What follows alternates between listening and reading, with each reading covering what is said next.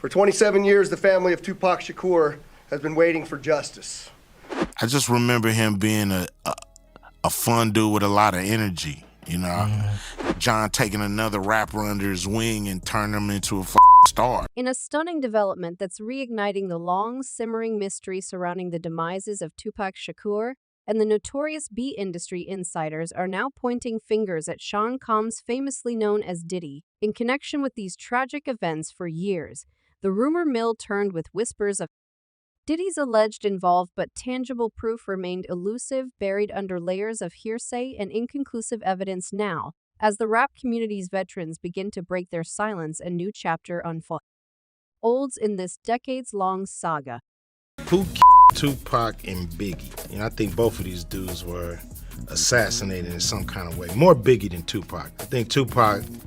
Ice Cube, an influential figure in the rap industry, recently expressed his frustration over the sluggish progress in solving Tupac's assassination. His sentiments echo a growing discontent among peers who have long lamented the unresolved nature of these high-profile assassinations. You know, so we would hang and kick it and you know, and, you know, just had real cool camaraderie. Adding to the intrigue, the recent search at Key D's residence has unearthed bullets that could potentially link him to Shakur's fatal shooting in 1996. Key D, known for his ties to the Southside Compton CPs, and as the uncle of the suspected shooter Orlando Anderson, has been a focal point in the investigation. This latest discovery could be a game changer in a case that has baffled authorities for over a quarter century. Meanwhile, Diddy seems to float above the controversy, unscathed by the rising tide. Of suspicion, he continues to thrive in the music industry, recently teaming up with Tiana Taylor for a gospel album presenting an image of a man untouched by the tumultuous undercurrents of his past. Yet as more voices like Ice Cube's join the chorus demanding answers, the pressure mounts, potentially leading to a seismic shift in a case that has captivated and confounded the public for decades. As the enigmatic tale of Tupac Shakur's untimely demise continues to rabble, casting a long shadow over fate. Yours like Sean Combs aka Diddy, we delve deeper into Shakur's formative years, particularly his interactions with Ice Cube. These interactions not only shaped Cher's musical trajectory, but also his societal viewpoint, molding him into an icon for a generation grappling with systemic challenges. Reflecting on their initial meetings, Ice Cube, during his appearance on the People's Party podcast with TBQ, recounted Shakur's early days as a row for Digital Underground. I met Pac. He was still part of Digital Underground, and he was just, you know, the cool young. We was both. Shakur, inspired by Nua's music, expressed a desire to Ice Cube to create tracks that mirrored the harsh realities of his environment.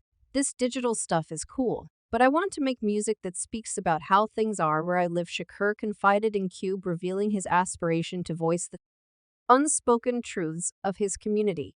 You know, he said, because where I live at, the is up, you know what I'm saying? And I want to talk about how the is, you know. Cub's influence on Esh was profound. The encouragement and guidance from Cube were instrumental in Shakur's evolution from a promising talent in Digital Underground to a standout solo artist. Tak's debut album, Tupacalypse, now released in 1991, marked the beginning of an extraordinary journey that would see him become one of the most influential figures in hip-hop history. His subsequent album, Strictly for My Against the World, solidified his status, but it was his association with Death Row Records that propelled him to legendary status. Shakur's confidence in Death Row Records' supremacy in the industry was evident. All Eyes on Me, his groundbreaking double-disc album, reflected this belief and achieved monumental success, selling over 75 million records worldwide. Tupac's music transcended mere entertainment, touching upon social and political themes and resonating across a broad spectrum of listeners. I just remember him, you know, really before he started really with roll and got into that, because, you know, he was with John Singleton, you know. Parallel to Tupac's musical ascent, his foray into acting mirrored Ice Cube's cinematic journey. Cube Shing Fond Memories mentioned how director John Singleton played a pivotal role in transforming rappers into movie stars. Tupac's acting debut in films like Nothing But Trouble and Juice showcased his versatility, But it was the role in poetic justice that marked a significant turning point. Ice Cube's decision to pass on the role in poetic justice opened the opportunity for Shakur, contributing to he films cult status. Their paths, while distinct, were interconnected, both navigating the challenges and triumphs of young black artists in a landscape often hostile to their narratives.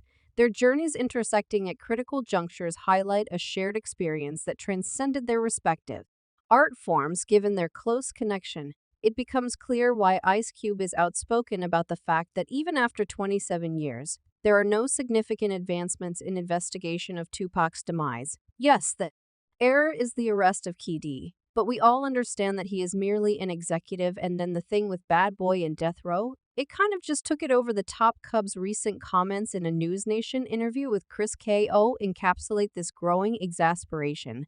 Seems like it's 30 years too late, he lamented, reflecting on the sluggish pace of the investigation into Shakur's assassination, a sentiment echoing the broader disillusionment within the rap community, so that made that undercurrent of animosity that was growing blow all the way up and look like it was a feud. His pointed comparison to the rapid resolution of John Lennon's assassination only underscores the perceived neglect in solving Shakur's case. Cub's indignation is further fueled by his close ties with Shakur dating back to their formative years in the industry. This long-standing connection makes the stalled investigation into Shakur's demise more than a mere headline. It's a personal affront, but I'm pretty sure we haven't heard the absolute whole truth when it comes to Tupac's demise and what happened to him that night in Vegas. Cube asserted, hinting at layers of truth yet to be uncovered. As Cube pointed out, for his demise to be, somewhat unsolved as well as Biggie's is just a shame. This statement brings into focus another critical aspect of the saga, the intertwined fates of Shakur and the notorious Big, two towering figures of hip-hop whose untimely demises have been mired in controversy and speculation. Tupac being killed, Biggie being killed was just a wake-up call for the whole industry. The recent discovery of bullets at Key D's residence potentially linked to Shakur's fatal shooting has rekindled hope for some closure. Key D, a known member of the Southside Compton Crips and uncle to the suspected shooter Orlando Anderson, has been an essential figure in the ongoing investigation. This development, while significant, also raises questions about the bigger picture, particularly the alleged involvement of Shay Combs, aka Diddy. It's worth considering why Ice Cube and others in the hip-hop community have long harbored suspicions about Diddy's role in these events.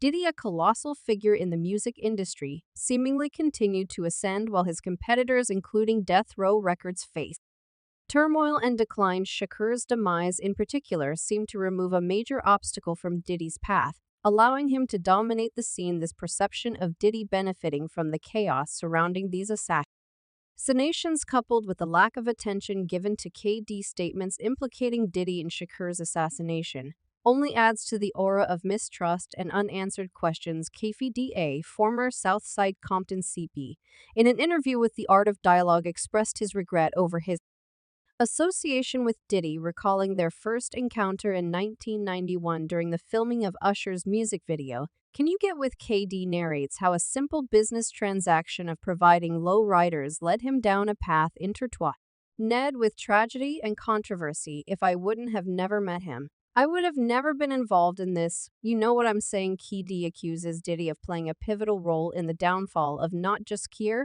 but also of the Death Row Records empire, effectively benefiting from the ensuing chaos.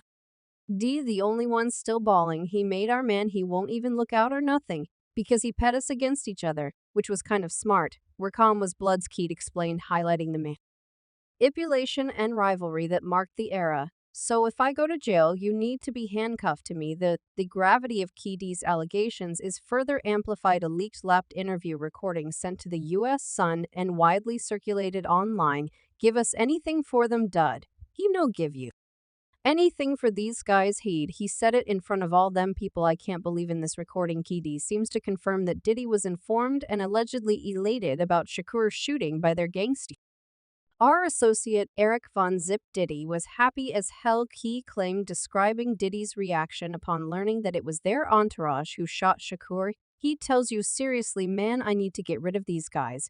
And he's looking at you in the eyes and he's like, scared? Yeah. KD's book Compton Street.